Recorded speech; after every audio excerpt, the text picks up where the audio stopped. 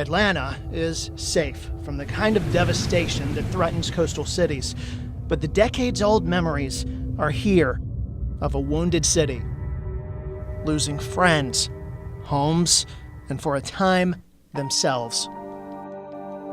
These Georgians were New Orleanians 10 years ago. It was waking up the day after the storm on my daughter's 5th birthday. The day the levees failed. And seeing water everywhere your eyes could take you. And thinking, oh my God, what has happened? Time stood still in New Orleans. But it was just so hurtful to see all those babies and all those senior citizens outside of the convention center. These people are being forced to live like animals. The city that care forgot felt forgotten. We have no water. You could have dropped it from the sky from them helicopters. I just need you to tell me how the hell to get out of here. And I hear the stories from some of my friends that were in the dome, that were getting pushed around and kicked around, and it was bad.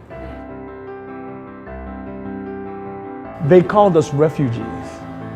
I don't think these people really understood what the word refugee meant. We were more survivors. To survive, they had to escape. A place that was home. Chanel Lee found her way, waist deep in the murky, warm water. You know, here it is, my daughter's 5th birthday. She can't swim. So my son, who's 14, puts her on his neck, and we walk 8 blocks in water and get on top of the I-10 bridge. I just spent the night on the interstate with my mother and our kids. There's just hundreds of people. To survive, they had to go. And I wasn't gonna leave, Until the city of New Orleans closed its border for a month. Katrina happened to everybody. Katrina just didn't hit one population of people.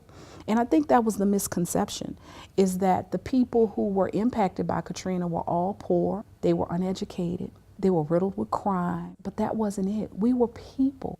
Survivors of a city watermarked. This chapter of my life is truly closed.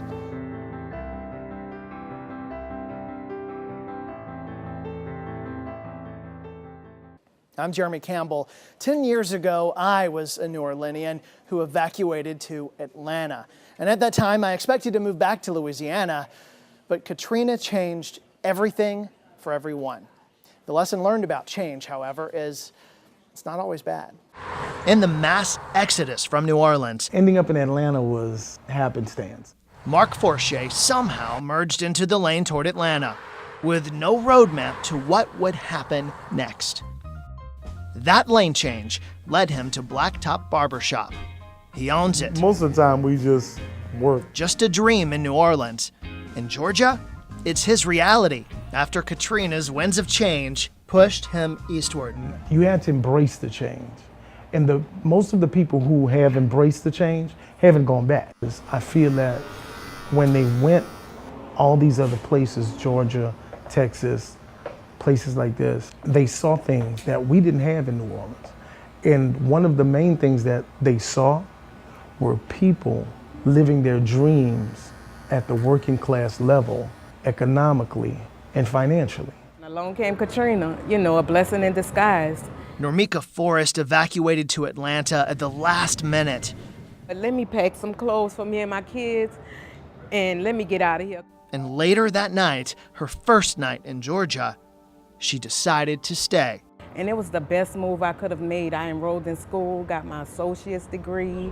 Now Normika works for the state. She's raising 2 boys on her own, confident, hopeful, determined in a way she never felt living in low-income housing 10 years ago. I didn't have any goals. When I came here, it's a lot of people my age that's educated, that's in college, or they have degrees with good jobs. You don't see too much of that back home. Back home, she remembers crime and gunshots. Katrina exposed the vulnerability of life in its poor neighborhoods. I actually lost my little brother to crime in the streets of New Orleans. He was gunned down. Chad Forrest died well after Katrina, as violence in a storm-wounded city flooded New Orleans. At age 31, he was shot and killed on the street. I did fear it. I mean, it's just a life. I grew up there, and I know, it's extra hard for a young black male in the city of New Orleans. If people want to come home, we want to welcome them back. New Orleans Mayor Mitch Landrieu knows to compete with cities like Atlanta, the perception of New Orleans must change. We have been really working hard on making sure that we connect, particularly young men who for some reason may have dropped out of school. But with all the challenges, there's also progress. And that is the contradiction that is New Orleans, even for those who stayed in Georgia. I'm like, call me Peaches, Georgia Peach, just call me Peaches. But I feel like I'm a New Orleanian living in Atlanta. There's always a bit of home left behind. Forche preserves it, hosting barbecues and brass bands and something else. We have a baby, and this is my daughter. This is a Katrina baby right here. She's the blessing, the gift that was given to me while being cursed at the same time, looking at all this water, not knowing if I've lost everything. His daughter turns 10 a few weeks after Katrina, and she represents this unique population of New Orleanian Atlantans. She's born into opportunity and grounded in the identity of a city that holds on to its spirit, even after historic winds of change. Oh, I'm a New Orleanian. I'm a New Orleanian.